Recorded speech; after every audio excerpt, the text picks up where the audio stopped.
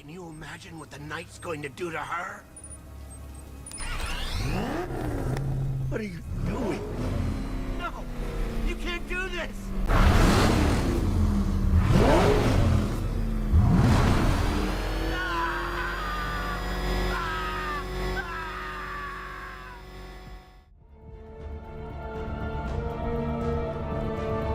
Well, Mr. Wayne, let me walk you through it.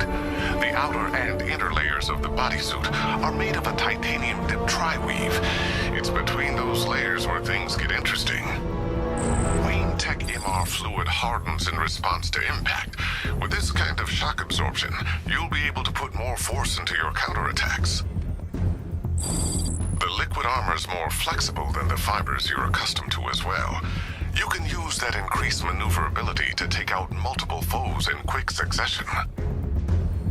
The suit's compatible with the Batmobile's electromagnetic eject mechanism too. You'll fly out of that thing like a bullet from a railgun. Speaking of which, the new grapnel launcher will pull you skyward just as fast. Don't worry, Mr. Wayne. That suit can take the G's. How's it feel, Mr. Wayne? Today is a great day, because today we have the Extreme Toys Batman, or Cyber Knight Night Floating Shadow, as seen on the box. But, you know, clearly Batman. To start with the elephant in the room, articulation. For the most part, the head and neck articulation is very good and very functional, but sometimes when you're trying to get Batman looking to the left or right, with the big collar there, that could be tedious, to say the least. The arms, however, are very, very free to move, actually. Not a lot of restriction going on here, which I found very surprising. Especially with the shoulder pads, which the magnet system works beautifully on this guy. Compared to other figures I've had, especially Batman figures who have had shoulder pads, it's always seemed to be an issue, but chef's kiss on these. And for the sake of everyone's curiosity, including my own, I'm going to push the suit as far as I can. I'm going to push this figure very hard, so that way you guys don't have to. So here is just the normal range of ab crunch, I guess, but I like to fold up the belt in the lower abdomen area, and it's not a huge difference. Going back is horrendous though. You will pop out of your waist, so that was weird. Nothing's super broken, at least on mine. I was just able to, you know, pop her back in there, no issues. Now, before I bought this figure, I did figure that, you know, mostly all of the hindrance would be coming from the chest back area just because of all of the 3D printed armor that's on Batman. I'm sure that's something I could mod, but I'll save that for a different video. And just like the upper body, the legs do have good articulation, in theory, just blocked by everything that Batman has on. Personally, I am a little concerned about the wrinkling and overall damage that the suit is gonna have to go through in order for me to animate or basically do anything with this guy, so keep that in mind when you're posing your own version. Also wanted to mention that my feet kept popping out of the ankle pegs every time I kept trying to move or really push the articulation, so nothing broke, but it did keep popping out, just so you know. The cape is, in my opinion, nothing really to brag about. I do think it looks nice and it's very suitable for the time being.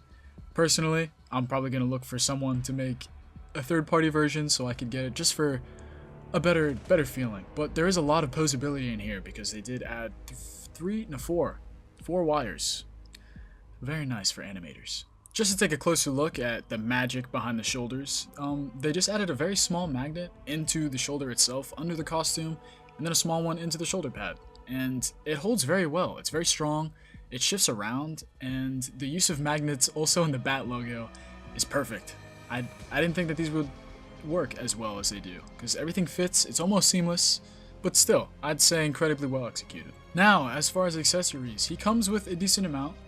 The hands, I guess, but you know, they are just very similar. Still nothing to complain about though. I do really appreciate everything that was included, including the knee pads, which I will not lie confused me why they were not on him. And this eskrima stick, both eskrima sticks, I'm not sure, just to be honest.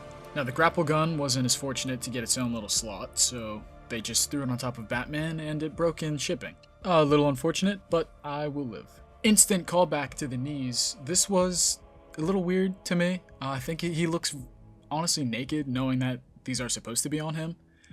Once I see it, I can't unsee it, so me personally, what I'll probably end up doing is just throwing a little bit of glue on there and hoping that it doesn't look horrible afterwards. Dipping our toes back into the accessories, I think that every single one of these look great on him. especially, if not mostly, this head and bat signal combo. Oh, that's hot. That's hot. The accessories are all very well painted and very well detailed. On the figure, they do look a little bit small, but that's not anything that I personally am willing to complain about. I am very grateful that they included these two screens here. That is insane. That is such a cool detail. Pretty tricky to get in motion, but looks great. And as for the size comparisons, here is how he looks next to the Mafex Christian Bale and Hush Batman. And here he is with a custom Robin I had made and Mafex Nightwing.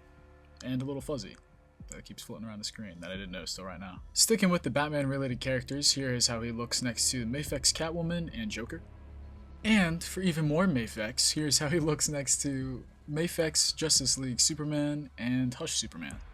If you couldn't tell, I do like Mafex a little bit, but for those of you who are also curious. Alright. And with all that said, I gotta say, after getting all of my initial reviews and gripes out of the way, this honestly feels like the first time I'm owning a Batman figure. That's how good he is. Like, comparing him to the Mafex, or, yeah, anything. I don't know. This is Batman. This is Arkham Batman. They did an amazing job. I wasn't expecting it to be this good or look this good, but I would definitely recommend him. For the price point, I don't think he's that bad, and Toys Metaverse made it very accessible, great shipping, and I still think he looks great compared to the compared to the Mafex line. Joker and Catwoman both fit along him very nice, and they both complement each other's styles very uniquely without breaking characters. So, I think this figure's amazing. I can't recommend him enough, and it just goes to show the absolute strengths that third-party companies can really bring to the action figure game. So before you guys click off and I finish editing this video, I did want to add this one part that I truly feel like the video would not be complete without. When I put on the cowl, I became a symbol. But I never stopped being Bruce Wayne, citizen of Gotham. Remember that we are all handed adversity in our lives. No one's journey is easy. It's how we handle that, how we help others, that makes us unique. That's what the Batman will always stand for. Metropolis, we'll get through this. And Batman, goodbye. You will be missed, but never forgotten.